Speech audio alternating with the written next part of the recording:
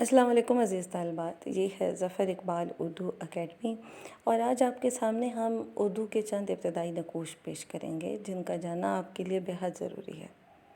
بچوں، اردو کی پہلی داستان ہے سبرس، جسے 1635 میں ملا وجی نے لکھا تھا۔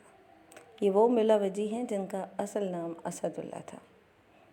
اردو کا پہلا ناول ہے میرات العروس اور پہلے ناول نگار ہیں مولوی نذیر احمد۔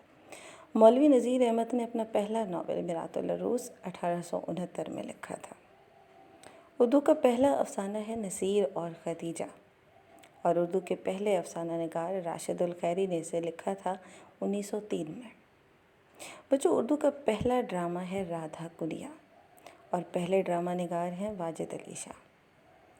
اردو کا پہلا ڈرامہ جو باقاعدہ سٹیج ہوا وہ امانت لکھنوی کا اندر صبا تھا، جو 1853 میں سب سے پہلی مرتبہ سٹیج پر پیش ہوا تھا۔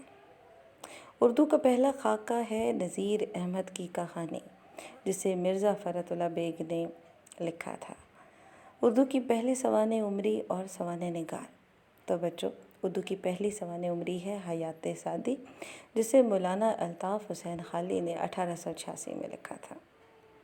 اردو شعراء کا پہلا تذکرہ جو کہ فارسی زبان میں ہے وہ ہے نکات الشعراء، جسے اردو کے پہلے تذکرہ نگار میر تقی میر نے لکھا تھا۔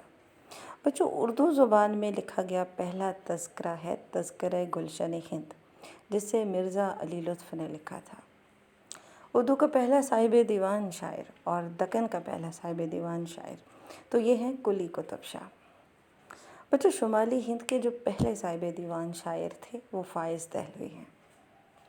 اردو کی سب سے پہلی مثنوی جو تھی وہ ہے قدم راؤ پدم راؤ، اور یہ پہلے مثنوی نگار جو تھے فخر الدین نظامی تھے۔